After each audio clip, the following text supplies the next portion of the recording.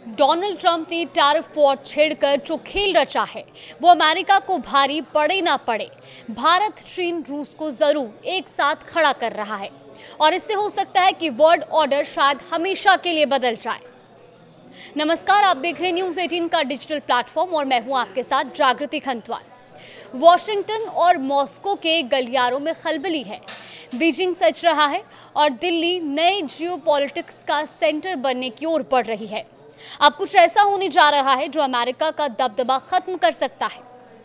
जी हाँ, वही दबदबा जिसकी बदौलत ट्रंप समझते हैं कि वो किसी भी मुल्क को अपने तरीके से हाँक सकते हैं। भारत, चीन और रूस ने इसका आगाज कर दिया है। यूक्रेन को हारता देख ट्रंप इतने बेबस हैं कि पुतिन से तुरंत मुलाकात करना चाहते हैं। उन्होंने अपना दूत भी भेजा ताकि बातचीत का कोई तो रास्ता निकल सके। अब पुतिन ने उन्हें मौका दे दिया है। क्रेमलिन के मुताबिक अगले कुछ दिनों में ट्रंप पुतिन की मुलाकात हो सकती है। इससे पहले पुतिन ने ट्रंप के दूत स्टीव विटकॉफ को 4 बार लौटा दिया था और साफ कहा था कि कोई शर्त नहीं मानेंगे, जो शर्त हमारी है उसी को सबको मानना होगा। गौर करने वाली बात यह भी है कि इन दोनों की मुलाकात उस वक्त हो रही है जब रूस से तेल खरीदने की वजह से ट्रंप ने भारत पर 50% टैरिफ लगा दिया। अब देखना होगा कि ट्रंप से मुलाकात में पुतिन उन्हें इसके लिए कैसे और कितना प्रेशर करते हैं। एक रिपोर्ट के मुताबिक ट्रंप इस बार काफी सतर्क हैं। वो कोई पहले से शर्त लेकर नहीं चल रहे। ऐसे में माना यह भी जा रहा है कि भारत का मुद्दा जरूर उठेगा और ट्रंप से सवाल भी होंगे।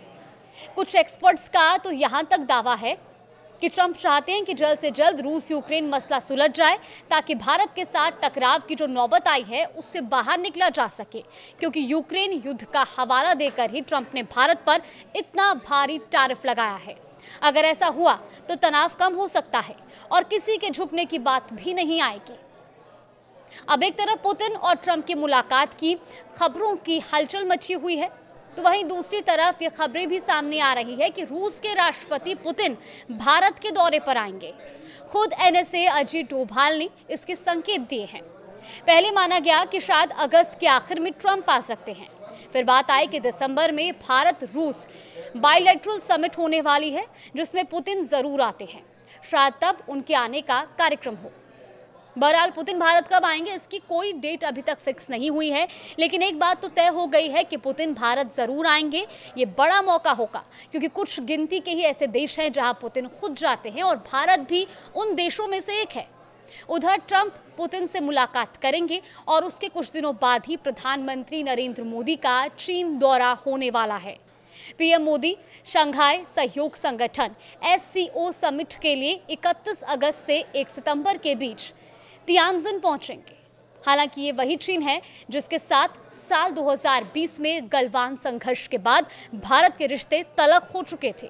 गलवान में तनाव के बाद से प्रधानमंत्री नरेंद्र मोदी चीन कभी नहीं गए। रिश्तों पर एक तरह से बर्फ जमा हो गई थी, लेकिन अब यही बर्फ धीरे धीरे पिघलती नजर आ रही है। अगर चीन और भारत एक साथ आ गए तो अमेरिका के लिए मुसीबतों की शुरुआत भी हो सकती है, क्योंकि सप्लाई चेन पर भारत, चीन, रूस का कब्जा है। SCO के मंच पर भारत, रूस, चीन और मिडिल एशिया देशों के मौजूदगी ट्रंप को टेंशन जरूर देगी। RIC यानी कि रूस, भारत, चीन की तिगड़ी एक साथ आ सकती है। अब तक डेट तय नहीं है, लेकिन कूटनीतिक संकेत साफ है कि दिल्ली, बीजिंग और मॉस्को फिर एक मंच पर आ गए हैं और अगली मीटिंग की तैयारियां भी शुरू हो गई हैं। अगर RIC एक्टिव होता है तो ये न सिर्फ ब्रिक्स और SCO की ताकत बढ़ाएगा, बल्कि अमेरिका और वेस्टर्न वर्ल्ड को कड़ी चुनौती देगा। इन तमाम घटनाओं की सबसे दिलचस्प बात यह भी है कि इनमें से किसी भी मंच पर अमेरिका की मौजूदगी नहीं है, चाहे SCO हो या RIC हो। मोदी पुतिन की नजदीकियां ये अमेरिका के परंपरागत दबदबे से दूर एक वैकल्पिक विश्व व्यवस्था का संकेत है। डोनाल्ड ट्रंप जो अमेरिका फर्स्ट की बात करते हैं वो अचानक थर्ड पार्टी बनते जा रहे हैं। अगर RIC एक्टिव होता है और भारत उसका कोऑर्डिनेटर बनकर उभरता है तो अमेरिका को सबसे करारी चोट लगेगी और उसके बाद ट्रंप की इस नई दुनिया में जगह कितनी बचेगी ये आने वाले हफ्ते ही तय करेंगे। फिलहाल देश और दुनिया की तमाम बड़ी खबरों के लिए आप देखते रहिए न्यूज़ 18।